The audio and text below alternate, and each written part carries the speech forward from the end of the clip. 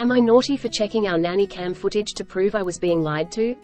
This will sound ridiculous, but just stick it out. Recently, my spouse, young daughter, and I were having dinner together. He took some food off her plate to try a bite and she responded by shaking her finger and saying, "You need to ask." He said, "I'm sorry, you're right, I should ask," and then a few minutes later, reached over to my place setting and took some of my food without asking. I didn't think it was a great example for our daughter considering it happened moments earlier, so I said, "You didn't ask. You just did the same thing to daughter." He said, "I assumed you were done eating." And I said, "You assumed. But just ask me." So he handed it back to me, said, "Can I have some of your garlic bread?" And I shared. Very calm, normal exchange. Because this was a non-issue and I was not upset at the situation, we tried to use it in marriage counseling as an example of how to communicate in certain situations, mainly, when I say something hurt me and my spouse wants to explain how he experienced the event instead of apologizing. It became an issue when he only wanted to give his side of the food story in counseling. Later that day, I asked him calmly again, if he would like to share his side to see if it changes my perspective. I said, "I can't argue with your experience since we both agree on what happened," and to my surprise he indicated we did not agree. He told me he took the garlic bread from my place because he got it for both of us. I knew this was nonsense as I order from this restaurant frequently and know how much garlic bread comes with the dish. I got insanely angry, because we argue constantly about how things happen, so I stormed off. Later, he came to me and said, "I'm sorry, I thought the garlic bread was mine and I was wrong." So by this point, I'd been told that he got garlic bread for us both, and then that he thought the bread was his. I felt crazy as I usually do when these conversations happen with him, so I thought to check the nanny cam to see what really happened. He handed me my food saying, "And there's garlic bread on top for you," and then later, when I called him out for taking it from my place, he didn't say, "This bread is mine," or, "I got this to share." He said, "Okay. Can I have some of your garlic bread?" I took these clips from our nanny cam and sent them to him, asking why he would lie about something so small and turn it into a massive thing.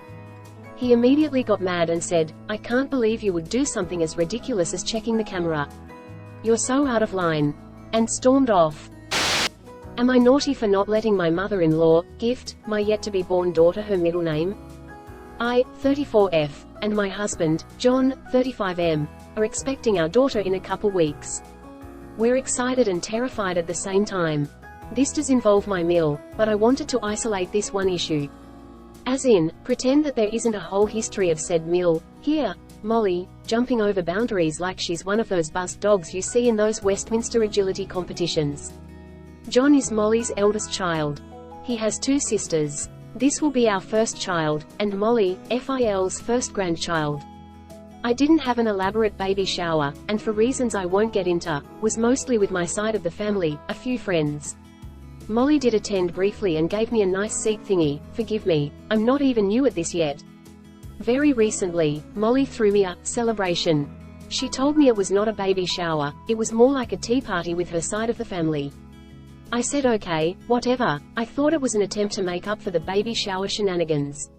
So by this time, John and I had chosen to name our daughter, and this is a pseudonym, Daisy May.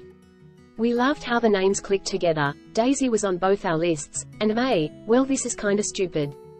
When I was little, I loved the name May. I named my dolls May, would write stories about May, chose that as my pretend name, etc. It's silly, but I like connecting that girlhood part of me to my daughter.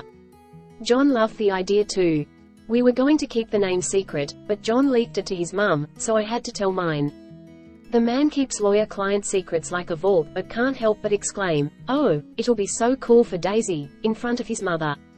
We asked them to keep it close. Well, at this tea party, Molly gave me a large wrapped gift box along with a speech about how it's a tradition in John's family that if the eldest son has daughters, the grandmother of those daughters gifts them their middle names. Excuse me, what? I'm surrounded by like 50 women and they're all nodding Stepfordly. I don't have the spoons for this, so I just open the box. There are a bunch of blankets and stuff with Daisy Flora embroidered on them. So I guess everyone knows the first name now. I go through the motions to get to the party's end. Molly says that I seem upset. I tell her that John didn't tell me of the tradition and that I want to discuss it with him before saying anything further. Molly was unenthused by my response. I come home with some thoughts. John was flabbergasted. He'd never heard of this tradition but supposes it's possible. I told him that while I respect Molly as family, we made a choice as parents, and I loved that choice. I was insistent. We told Molly no to Flora, and she is beyond upset. Here's the thing, I don't hate her choice. I know I could actually grow to love Daisy Flora. I feel part of me is refusing to adopt the name because of past resentment towards Molly. It's just a middle name after all. I'm so used to establishing boundaries that maybe I don't know when I'm the meanie fencing myself in. Am I naughty for refusing to enforce my ex's reading rule on my 15-year-old son? So I, 45 meters, have a son Callum, 15, with my ex-wife Amanda. We had an amicable divorce when Callum was 2, and so far we've been co-parenting quite well. Now, I could say a lot of things about Amanda's parenting, but the long and short of it is that she and her new husband cater their parenting style to their 2 younger kids together. Because of this, he's decreased his time at their house ever since he got the choice, and now spends every other weekend at their house. Around a month ago, Amanda and her husband made a reading rule for the kids. The 8-year-old has to read 30 minutes a day, the 11-year-old has to read for an hour, and Callum has to read for 2 hours. I have no idea why they did this. I think it's because the 8-year-old is falling behind in his reading level and they wanted to keep things fair between the kids. I think that this is ridiculous, as Callum is a very smart kid already, and he needs the time for homework and relaxing since he doesn't have that much free time to begin with. Amanda let me know that she expected me to enforce the reading rule when Callum is at my house. I told her that I would not. She said that it was unfair to Callum's half-siblings that he could just leave for my house and not have to follow the rule, while they had to follow the rule no matter what. I told her tough luck, it's my house and I make the rules, not her. Well now, Callum is thinking about not staying with her at all anymore due to the increasing strictness of her and her husband's rules. She told me that it's all my fault that he doesn't want to be around her anymore because I was so lax with the rules. I'm pretty sure I'm in the right here, but although it might be a good idea to get some perspective, so am I naughty? Am I naughty for not letting my in-laws move in with us while they look for a new house? My wife, 38F, and I, 39M, have been married for 15 years and have 3 kids. My wife's younger sister, Anne, 36F, currently lives in Florida with her girlfriend and 2 kids. The oldest is gay. Anne's girlfriend obviously isn't the father to her kids. Anne came out as bisexual about 5 years ago and divorced the kids' father. I don't know a lot of details about her divorce, but I do know that she was granted primary custody of her kids after a long and tumultuous custody battle. Last weekend, my wife came to me and said she needed to talk. Apparently, Anne's landlord has either refused to renew the lease for the house they rent, or they increased the rent to price Anne out of it. My wife wasn't sure. As a result, they have to be out of their house June 1st Street. Due to recent political events in Florida, Anne wants to move her family out of state. My family lives in a Midwest state that has a much more LGBTQ+ friendly political atmosphere. Anne told my wife that she and her girlfriend agree that moving their family to our state would be a good move for them. But given the short timeline for their housing situation, they are up against the clock. So, Anne asked my wife if they could stay with us while they find a place for them to live. I told my wife I have a lot of reservations about that idea. We only have 1 extra bedroom, so sleeping arrangements would be difficult and would probably involve moving kids into rooms together. Also, I currently work from home and my office space is located in that extra bedroom, so my work situation would be directly impacted. I don't have a physical office to go to for work. Also, the housing market in our area is pretty tough right now. Houses are going for above market price and selling fast. The rental market isn't any better.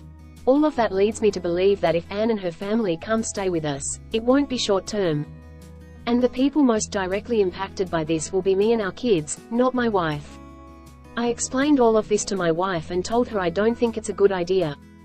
I told her I feel bad for the situation Anne and her family is in, but she's asking a lot of our family and I don't feel like we are in the proper position to take them in.